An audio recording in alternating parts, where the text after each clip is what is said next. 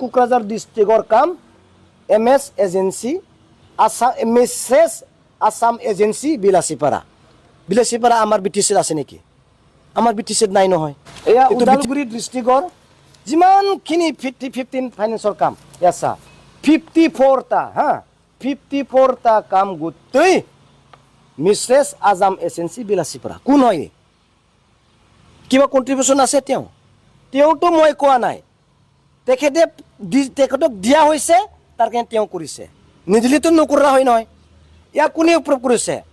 প্ৰমোদ বড়ো ছাৰে এপ্ৰুভ কৰি তেখেতক দিছে সম্পৰ্ক কি আছে আমাৰ মানুহটো কৰিব পাৰিলে হয় 12 লাখ ইমান 54টা কামটো আমাৰ মানুহ কিয় কৰিব নোৱাৰে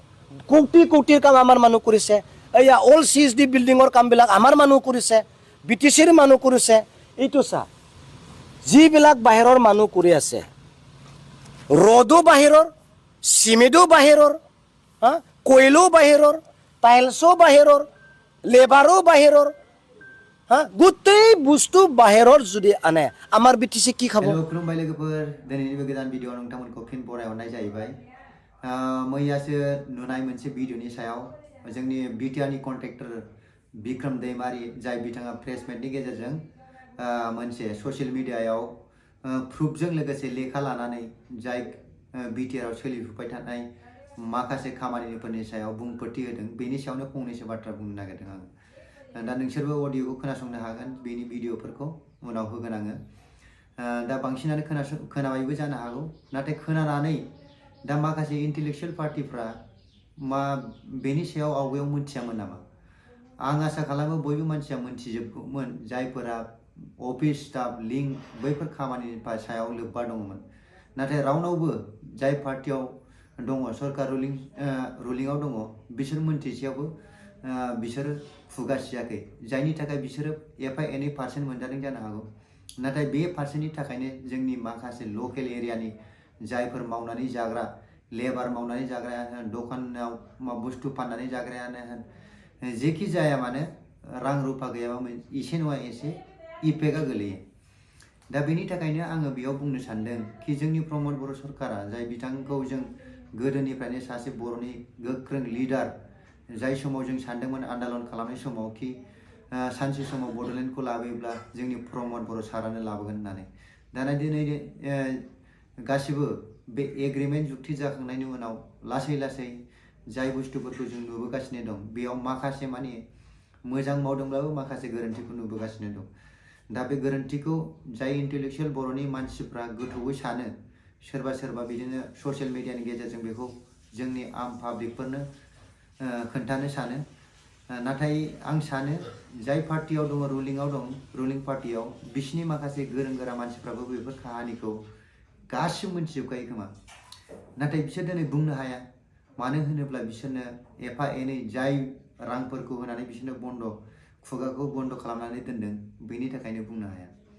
दिनै नों बेयाव बुंनाय बायदिब्ला 700 करोड़ बा 800 करोड़ जेसेबांखि फैसा फैया मानो बेनि 80% फैसायानो बायरानि जाय कन्ट्रेक्टरफोर खामानि मावफैग्राफोर बिसोर लांजोबोब्ला लकेल एरियायाव जों मा डेभेलप खालामनो हागोन जुदि बे 700-800 करोड़ जायफोर फैसाया जोंनि बिटिआरआव फैखानाय बे फैसाखौनो जों बयबो मावलायनानै जायोब्ला माने बेयाव जोंनि जायगायावनो फैसा थाखा गासिबो जमा थाजोबगोन आरो जोंनि माखासे डेभेलपमेन्टआबो फैगोन होननानै आं सानो नाथाय बेयाव दिनै मानो गुबुन जायगानि मानसिफोरखौ कन्ट्रेक्ट होनांगौनि दरकार फैखो आं सानो जोंनि बर'नि मानसिफोरनाव दिनैसिमबो हिंसाया गोबां दङ जानो हागौ सिगांनि जाय सरकार दंमोन बै समाव गोबां खामायगनाय जोंनि बर'नि कन्ट्रेक्टरफोर दं जायफोरा बे खामानिखौ मावनो एबिलिटि दं मावनो हायोमोन बिसोरनो मानो होआखै जानो हागौ बै देरखानाय जोंनि बर'नि माखासे कन्ट्रेक्टरफोरखौ जोंनि दानि रुलिं पार्टिनि मानसिफोरा बिसोरखौ गाहायाव लाबोनो नागिरदों नाथाय बेयाव जोंनि बर'नि मोनसेबो बेनिफिट जानाय नङा जोंनि हारिनिनो जोंनि मानसिया गिदिर गोलाव जायोब्ला जोंनि हारिनि थाखाय साफ्रोमबो मानसिनो हेल्प होआबाबो माखासे समाव जुदि गोनांथि जायोब्ला जोंनि गोनां मानसिफ्रानो हेल्प होनो हागोन आं बेखौ सानो नोंसोर मा सानो कमेन्ट्सआव खोन्थाहरबानो जाबाय आरो मोजां मोनब्ला भिडिअखौ शेयार खालामनानै हो जाहाथे जायफोरा बुजियाखै बिसोर बुजिनो हायो मिथिबाय दा कन्ट्रेक्टरफोरा जाय बायरानिफ्राय फैदों बिसोर कन्ट्रेक्टरफ्राथ' मा गुबुन जाथिनि मानसि जागोन आरो जाय जाथिनि मानसि बिसोरबो गावसिनि एरिया बा गावसिनि जायगाखौ डेभेलप खालामनो लुबैगोन दा बिसोरबो गावसिनि दखानदारफोरजों माखासे कन्टेक्ट थागोन जायनि गेजेरजों बिसोरो गावसिनि माने एरियानि दखानदारफोरखौ डेभेलप खालामनो लुबैगोन बा गावनि लेबार जाय गोरिबफोर बिसोरखौबो मावनानै जाहोनो थाखाय सुबिदाखौ होनो नाजागोन दा बिसोरबो गावसिनि एरियानि मानसिखौनो बांसिन माने खामानियाव थिसनगोन अब्ला जोंनि लकेलनि मानसिया जुदि जे खामानिखौ मावनो हायो अब्ला बेयाव होयैनि मा खारन दंमोन जेनेबा ना मा जाय मानसिया गोजौआव थांखानाय बिसोरखौ बोख्लायफिननो लुबैदोंमोन नामा अब्ला जोंनि जाथिया मा लाब दं बेयाव जेनेबा जुदि बोख्लायबाय जेब्ला हाखराव फैथारबाय अब्ला मा लाब जागोन जोंनि जाथियाव आं दा खोनानो मोनो जोंनि गेजेर टाउनफ्रावबो जाय सिगाङाव जाखांफुनाय माहाजोन मानसिफोर दंमोन दा बेनि माखासे गोबां मानसिफ्रानो हा हु बा न' बां फाननो थाखाय राजि जानानै दं होननानै बेयावनो बावैसो सिगांबो जोंनि बे शिब माबाया हाग्रामा महिलारिनि हा फाननाय मानायनि गोबां खुसि माने लिडारफ्रा नै रां रुफा गैयैनि हा फाननांबाय माबाय होननानै गावजों गावनो माने बिराद माने खुसि जालायलायथारदों आरो जोंनाव जोंनि सासे मानसिया जोंनि बर'आव सासे गोरिब मानसिया थैबाबो जोंनि बर'नि मानसि बियो सोरबा माहाजोन मानसिया जुदि गरिब जादोंबा बेबो जोंनि बर' मानसियानो गरिब जादों दा नुकसाना सोरनि जोंनि बर' मानसिनि दा बेखौ बुजियोब्ला जों जाय जानानै थांबाय नाथाय जाय दा पार्टिफ्राव दङ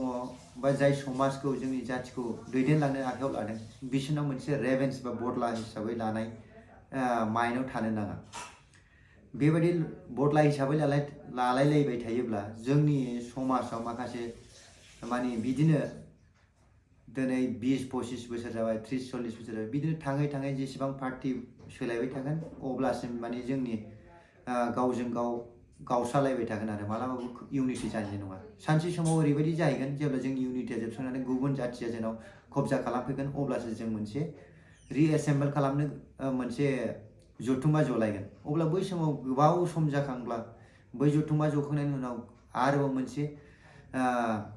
रेगुलेसनखौ लाबोनो थाखाय गोबाव आरो टाइम नांबावगोन दा दिनै सम थाखानायावनो जे पावारा दङ बेफोरबायदि जोंनाव नासयलायनाय गुबुन सासेया गुबुन सासेखौ जोख्लायनो नाजानाय बेफोरबायदि माबाखौ गोजानाव दोनथारनांगौ आरो दा बेयाव बुंनाय बायदि बिक्रम दैमारि बुंनाय बायदिब्ला क'क्राझार बड'लेण्डनि गेस्ट हाउस जाय क'क्राझारावनो दङ बेयाव बानायनायाव 3.55 crore माने फैसा थांदोंमोन प्रमोद बर' ডাঙৰীয়াই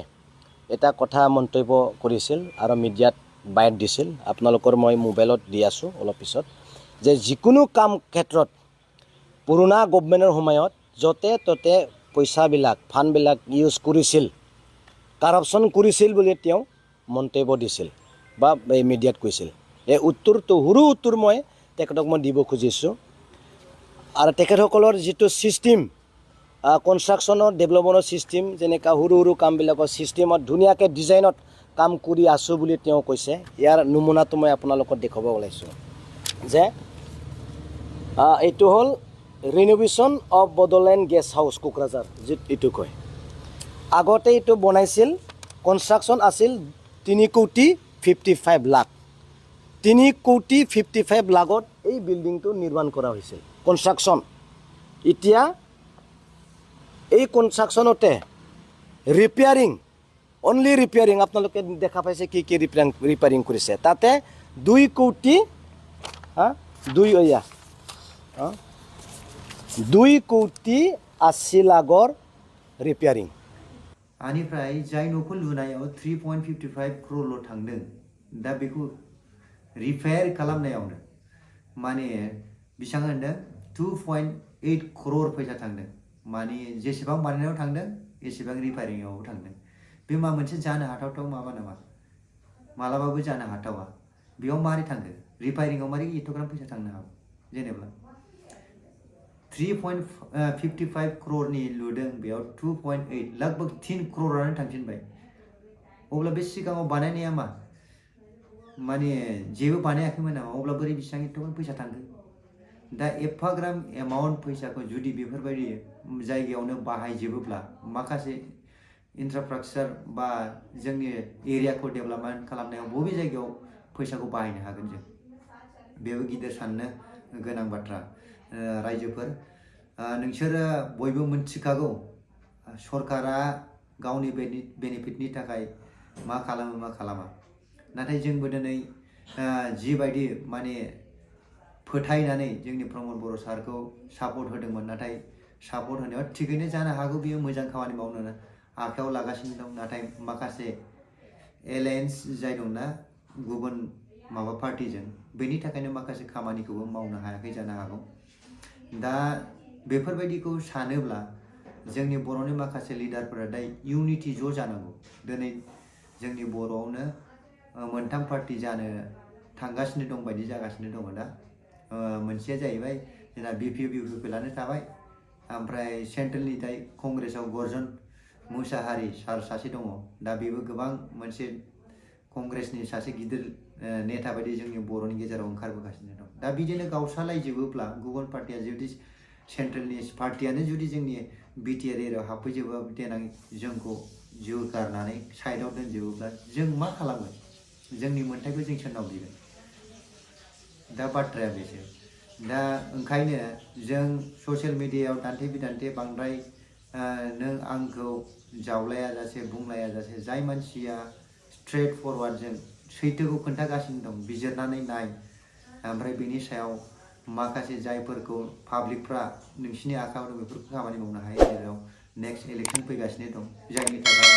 पार्टिनि मानसिफोरा गोबां एलिगेसन माबा माबिखौ गावजों गाव होलायबाय थागोन नाथाय नों अन ग्राउन्डआव माखौ नुदों मोजांखौ नुदों ना गाज्रिखौ नुदों बेखौ नायनानैसो नोंसोर भटखौ होनांगौ खुलुमबाय